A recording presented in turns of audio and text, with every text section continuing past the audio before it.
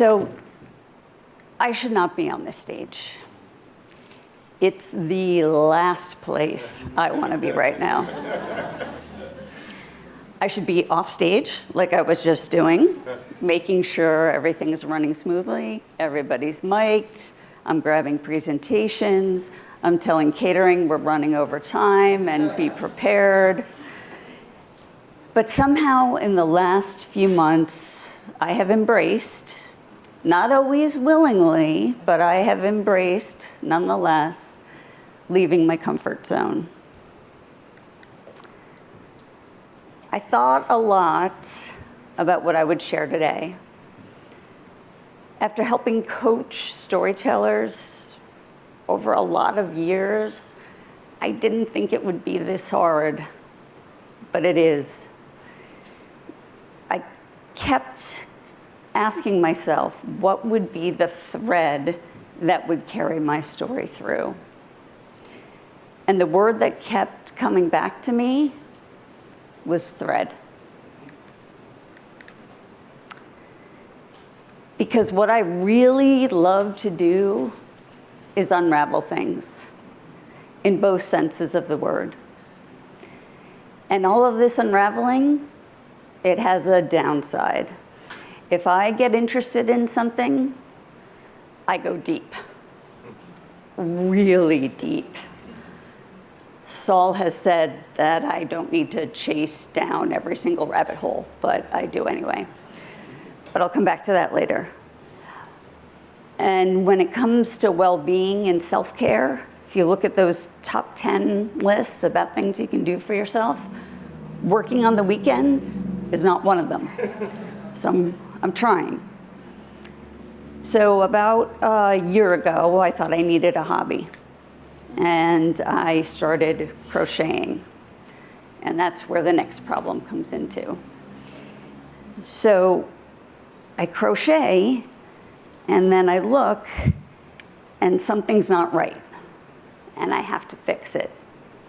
So I just start pulling, and pulling, and pulling, and pulling, until the whole thing's undone, and I have to start over again.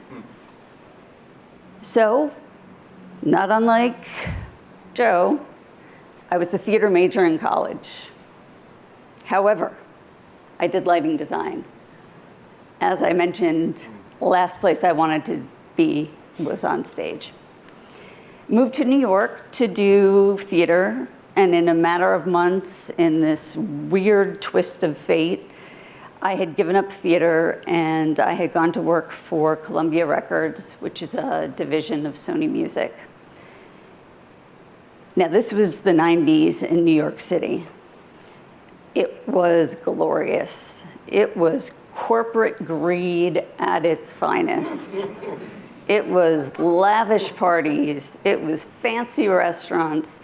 It was corporate credit cards where the company paid the card before you submitted the expense report. Let me tell you, a lot of people got into trouble over that one.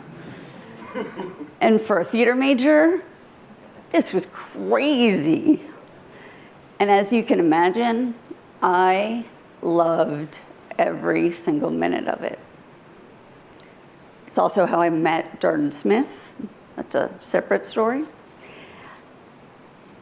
But things would soon start to unravel. June 1st, 1999, Napster's released. And this was just the beginning and would eventually change the music industry as we know it. When iTunes was released in 2003, it all fell apart. And knowing what I know now, it's crazy. Sony had everything. It had electronics, it had music, it had movies. It should have been crushing the competition, but it fell apart. So sometimes you do the unraveling, and sometimes life unravels on its own.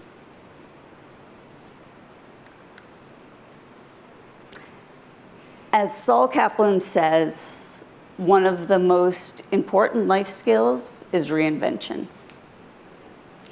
Because it's really hard to reinvent yourself when you're in the middle of a crisis. To pick up the thread and start stitching your life together is really tough.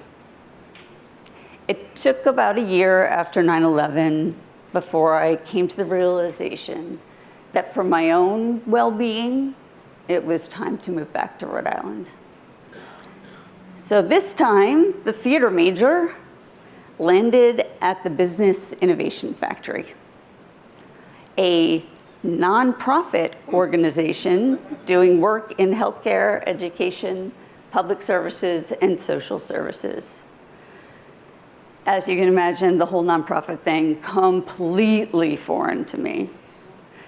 But it was time to unravel this whole business model stuff because it was complicated and puzzling, and boy, was I going to go deep. Suddenly, I worked for a place that had a theory of change and all other kinds of vocabulary words like customer experience, key capabilities, conceptual model, minimum viable model, and my personal favorite, value capture. We had a design methodology. We even had a genome. And we had this thing called a Collaborative Innovation Summit. So as Saul mentioned, I started work a couple months before BIF 2. So this is our 15th summit, and I've been here for 14 of them. So by my calculation, somewhere around 2009, I'll let you in on a little secret, because the calculation thing, all you have to really do is search Saul's Twitter feed if you want to find something out. So somewhere around 2009, Saul starts talking about purposeful networks. And then this thing overlap enters the picture. And I think we have a couple overlappers in the room. Maybe. Oh, I see one. And then the next, that's followed by the Hatch network. How many Hatch? I think we're gonna, yeah, a lot of Hatch. And then last year, we get this. Together, we will catalyze something bigger than any of us individually. The more we connect and experiment together, the greater our impact we'll have on more people's lives. Do you know what this meant? We were about to unravel again. So we pulled the thread and kept pulling. We had to rethink our expertise. How could we activate purposeful networks? And we had to rethink about all the work we had done. And when we did that, we realized we were sitting on a gold mine. Now, most organizations would spend a lot of time analyzing how they could make a greater impact in more people's lives, but not us.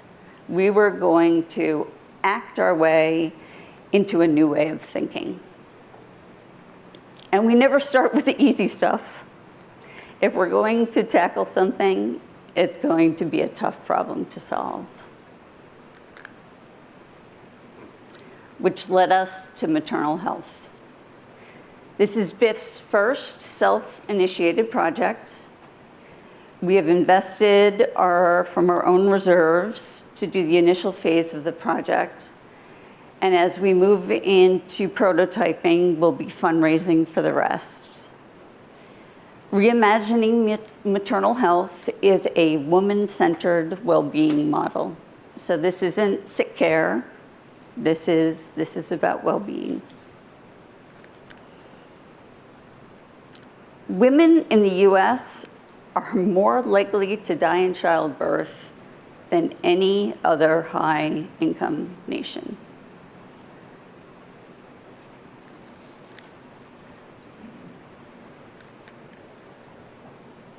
I feel more passionate about this project than any of the work we've ever done at BIF in my 14 years. As I mentioned, I have gone deep. I have pulled every thread imaginable, trying to untangle how, as a nation, as a community, as a woman, as a daughter, a sister, a mother, how could we have let this happen?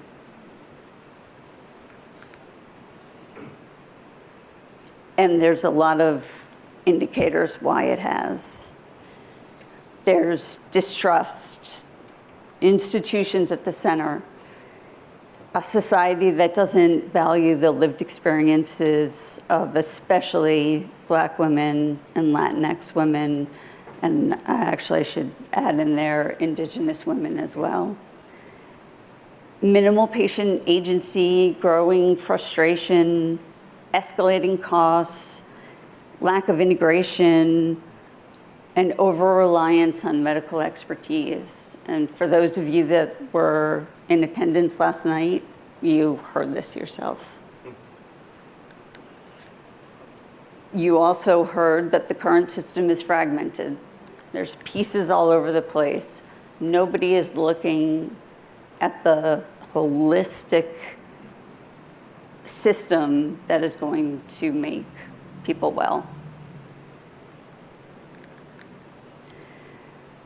So a systems challenge requires a systems solution. And when we look at it, we focus on several things. One, about increasing agency, this holistic support, and making sure that it's not incremental change. It's about transformation. So the solution that we have is a model prioritizing well-being. And this is our model, reimagining maternal health. So what you'll see at the middle is the woman, and that's what we focus on first and foremost. And it's personalized, which means that she gets to decide what well-being looks like for her. Now, around this, we want to empower the woman to take charge and for her to lead her pregnancy journey so that she can influence better outcomes. She can't do it alone. And science shows us this, that you need a really good support network for well-being. And so we'll be focusing on creating circles of support that she can select from friends, family, whoever feels right, to kind of surround her and to support her during this. Trusted spaces, since we know that race is such a big factor in all of this, trusted spaces will be a place where she can communicate with other moms, her network, and we'll be working with the medical community as well to make sure that they're delivering care that's relevant for her and that's taking in her lived experiences.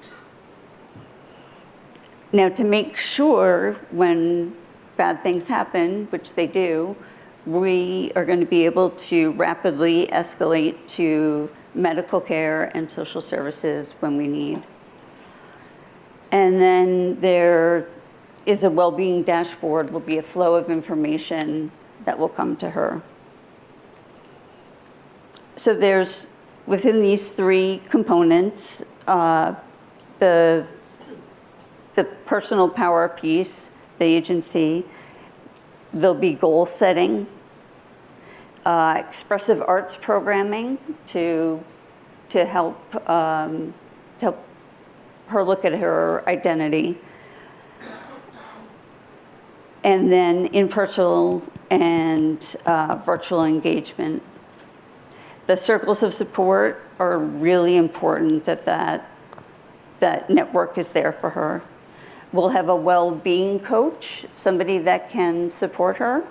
That's kind of a third party, not part of the medical system, not part of the social services system, just someone for her to help guide her when she needs it. And then a mom's forum so that she can connect with other women that are going along on the same journey. And then there's the equity piece that we think is key, and developing training for people involved in her care to make sure that she's being listened to. Storytelling and engagement workshops to help her make sure that her voice is heard and respected. And an interaction report card for her medical practice and other people that she comes into contact with.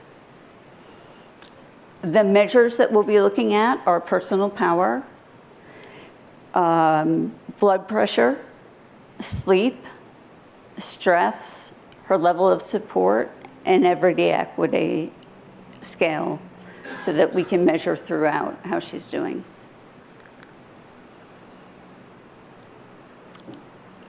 The initial phase of the prototype is going to be 12 months, starting in January, and we're going to start recruiting in probably next month. To start, we're looking at 25 Rhode Island women that are on Medicaid, and the prototype will inform the development of a commercialization plan. At the end of the prototype, we will have a minimum viable, what we call model.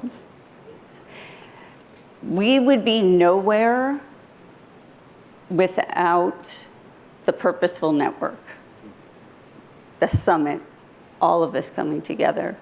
And so there's a couple people I want to thank. Dr. Amibat, who you'll be hearing from later, has been instrumental in the way that we think about heart health. Dr. Peg Miller from Women's Medical Collaborative has greatly informed the way that practices work and points for intervention. Melissa Cummings from Blue Cross has been a strong supporter and has given us a lot to think about. Dr. Renee Rulin was there at the very beginning and set the course that we're on. Blackstone Valley Health is a community health center that's been extremely supportive.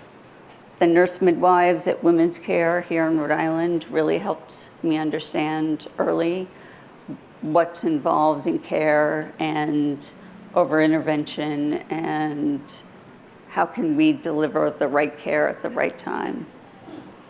Ralph Perfetto has helped us look at measurements and will continue to do so to make sure that we're measuring the right things in the right way.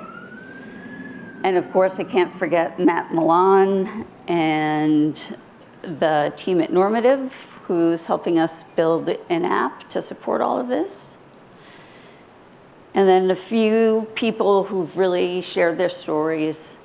The women at Congdon Street Baptist Church opened their home and their hearts to us. And there's a couple stories in the last year. One that really sticks out is Yolanda Wisher, Vanessa Vigil, and Joe Wilson. So to them, I thank. This quote, more than anything, has just brought it all home. We're looking at an existential crisis, and we need to work together to solve it. So I hope you join us on this journey. I'd love to talk to you about it. I've gone deep, but there's plenty deeper to go. Thank you.